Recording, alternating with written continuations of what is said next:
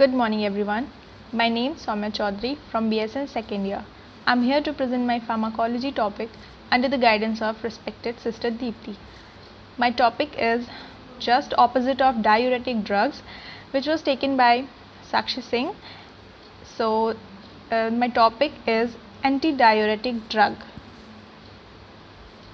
These are the drugs which function opposite of diuretics.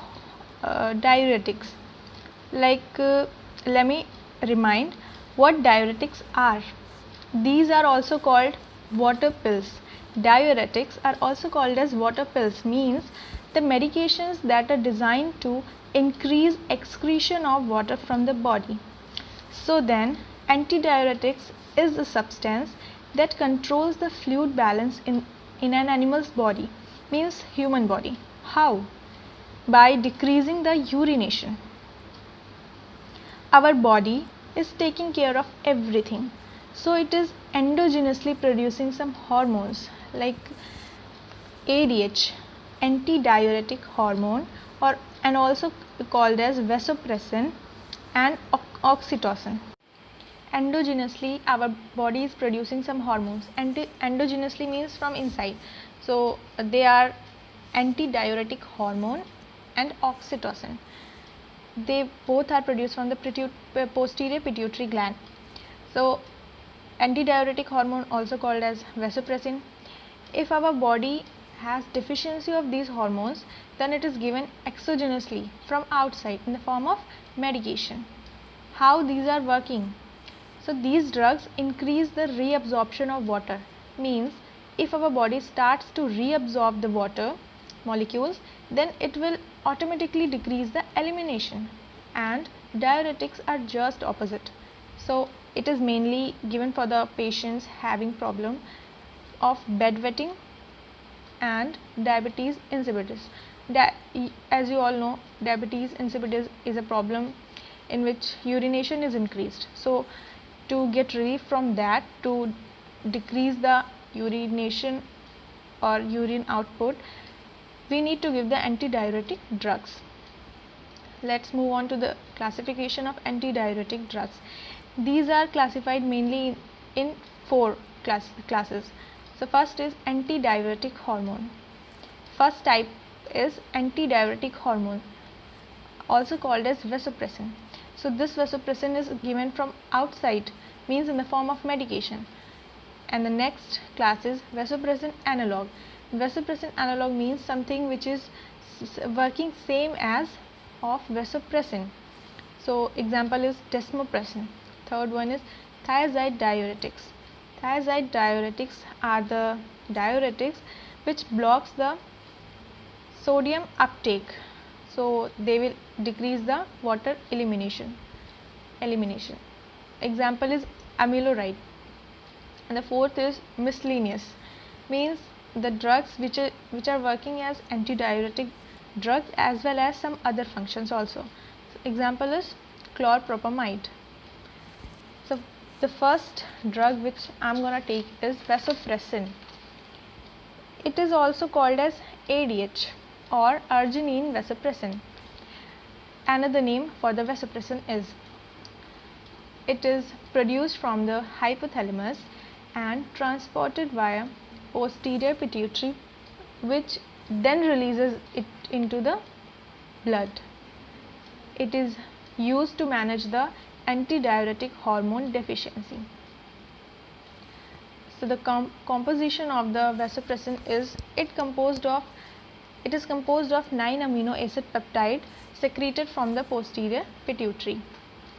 The mechanism of action is, it acts on the cells of collecting duct in the kidney. So what is the function of collecting duct? It is collecting the urine from nephrons, then it moves to the renal pelvis and ureters.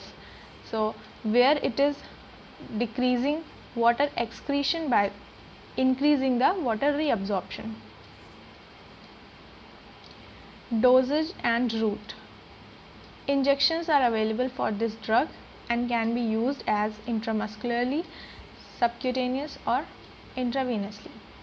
For diabetes insipidus patient, it is given 5 to 10 units IM or SC every 8 hours.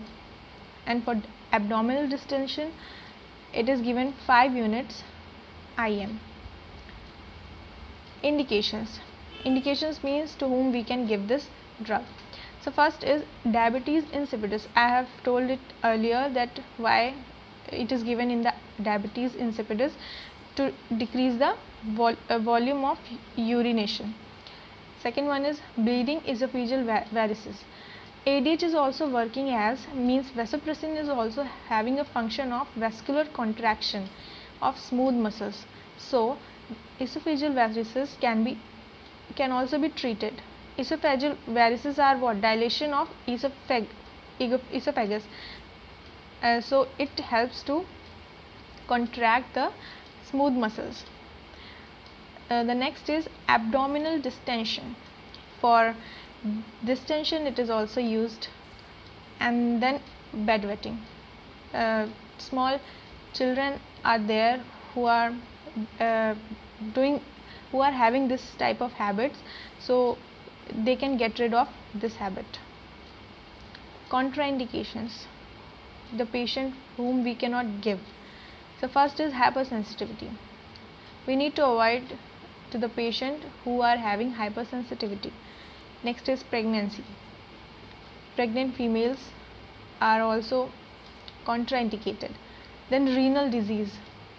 Then coronary artery disease and heart failure. We cannot give the patient having heart diseases. Then water intoxication. The drug interaction. Vasopressin has no known severe, serious or moderate interaction with other drugs. Vasopressin did not react with any other drugs. Let's come to the side effects and adverse effects of vasopressin. For many people, adverse effects and side effects mean the same thing and are used interchangeably, which is incorrect. Adverse effects are unintended pharmacologic effects that occur when a medication is administered correctly. It is the adverse effects are unintended, means not planned, and the side effects are secondary unwanted effects that occurs due to drug therapy. Secondary unwanted effects mean which are less predictable. So the side effects are fast or low heartbeats, means tachycardia or bradycardia can happen, numbness can happen. Some people are having allergy after taking vasopressin. Rhinitis means the inflammation in the nasal mucosa. Dizziness can happen, pale skin, stomach pain, nausea or vomiting. Toxicity of vasopressin is when it is used in excess can cause a syndrome of inappropriate antidiuretic hormone. Respiratory and CV disorders can also occur from it. Role of the nurse for vasopressin administration is the nurse should monitor intake and output of the patient, means whatever the patient has taken and what the patient has given output. She should manage and see all the things for the patient. And then the nurse should monitor vital signs, especially BP. Why especially BP? Because if the water concentration will be high, so the volume of BP will be also increased, and if the water concentration is low, then the BP of the patient will be low. So she should see whether the BP of patient is high or low. Third is the nurse should closely assess for the signs of life-threatening conditions like respiratory failure or any CV disorder. Then assess any nasal irritation, atrophy of nasal mucosa. She should see whether patient is having nasal irritation or not. Atrophy of nasal mucosa means any shrinking of nasal cells. And then provide health related knowledge, what the patient should take or what he should not take. She should tell to him. The next medication is desmopressin. So the desmopressin is a drug from the class of vasopressin analog, meaning this is same function as of vasopressin, and this is a synthetic analog of vasopressin, means it is a man-made form of vasopressin which helps to control too much of thirst and urination. If thirst will be controlled, so then urination will be automatically controlled, and it is used to control the amount of urine your kidney make. Then we will see the composition of the desmopressin. Desmopressin tablets either contain 0.1 or 0.2 desmopressin acetate, and the inactive ingredient includes lactose, potato starch, magnesium stearate. What is the mechanism of action for the desmopressin drug? So it acts on the renal collecting duct. As we have seen in the vasopressin mechanism, it's same here. By binding to the V2 receptor, meaning vasopressin 2 receptor, it limits the amount of water that is eliminated through the urine. Dosage and the route. The optimal dose of drug ranges from 0.1 mg to 0.8 mg daily, and in the adults and children it is recommended that patient be started a dose of 0.05 mg, means half of the 0.1 mg should be started in the adults and children, and it should be given 2 times a day, and the route is IV or SC we can give. Indications to which type of patients we can give the medication desmopressin. The first one is temporary polyuria and polydipsia. Polyuria means the patient who are having excessive urination, and polydipsia means excessive thirst. The next is head trauma or surgery. For controlling the bleeding we can use this. Nephrogenic diabetes insipidus. Nephrogenic diabetes insipidus is what? It is a rare disorder that occurs when kidney unable to concentrate the urine. It's also called as water diabetes, in which excess of urine is formed. Then the primary nocturnal enuresis, it means bedwetting problem. And then Willebrand disease. This is a disease, it's a bleeding disorder caused by the low level of clotting protein in the blood, and which is an inherited disease. Then in contraindications for the desmopressin, hypersensitivity. For the patient who are hypersensitive to this drug, we cannot use desmopressin for them. Then renal impairment, if problem is with the kidney of the patient, then we cannot give. Hyponatremia means low level of sodium in the body, in the blood, we cannot prescribe this medication. Then drug interaction, the concomitant administration of drug that may increase risk of water intoxication. Concomitant administration means naturally someone is accompanying the patient to take the medication, so it may increase the risk of water intoxication. Water intoxication means water poisoning.